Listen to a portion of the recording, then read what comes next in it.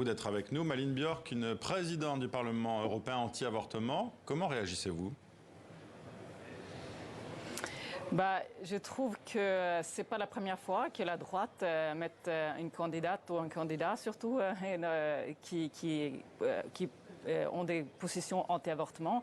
Donc cette tradition continue. On a eu Tajani avant, il était en plus homophobe. Voilà, Metsola, elle a été cohérente contre les droits de décider de nos corps. Et moi, je regrette ceci.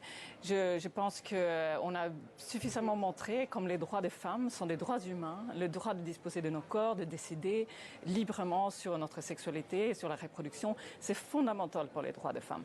Donc nous, on a parlé dans les auditions avec Metsola, avec Roberta Metsola, et elle nous a promis que maintenant, à partir de maintenant, dans sa poste comme présidente, elle va défendre les positions du Parlement qu'on a défendu dans les partis progressistes. Ça veut dire le droit à un avortement légal dans toute l'Europe. Et donc, moi, on va travailler ensemble avec des partis plutôt progressistes sur ces questions pour qu'elle tienne cette promesse. Est-ce que vous êtes favorable, Malin Björk, à la remise en cause de cette tradition d'alternance entre la gauche et la droite à la tête du Parlement européen ? Ouais, c'est clair qu'on n'aura pas une situation comme ça si on n'avait pas cette tradition de faire un accord derrière les coulisses entre les grands groupes, donc les socialistes, le PPE, mais aussi les libéraux, donc Renew Europe. Et voilà, donc on a des situations comme celle-ci où il y a des libéraux et des social-démocrates et des socialistes qui ont voté pour une candidate qui ne défend pas le droit des femmes à décider sur nos propres corps. Donc évidemment, moi, je trouve que c'est un malheureux stratégie, un malheureux, comment on dit, tradition qu'il faut rompre avec. Il faut avoir des positions beaucoup plus claires. Je pense que les droits des femmes ne doivent pas être un sujet qu'on peut mettre à côté et dire que bon, ça c'est pas suffisamment important pour exiger que ça soit des positions claires des candidats et candidates qui se représentent.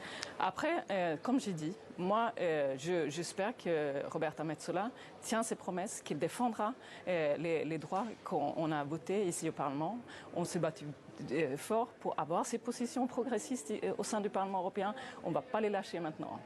On entend que vous allez être vigilante, mais en Europe actuellement, il y a une remise en cause dans certains pays sur les questions de l'avortement ou le droit des femmes ou des minorités. Est-ce que vous ne craignez pas justement que la position et la place aujourd'hui de Roberta Metsola leur donne encore plus de crédit à ces pays qui font partie de l'Union européenne ? C'est clair que ces forces-là, anti-femmes et anti-choix, donc sont pas mécontentes aujourd'hui.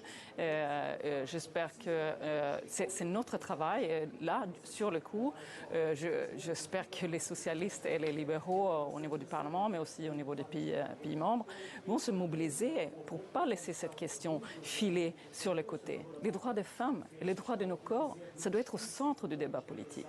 On a tellement montré que ça doit être comme ça et qu'on ne peut pas avoir une démocratie pleine si on n'a pas ces droits de décider sur nos corps.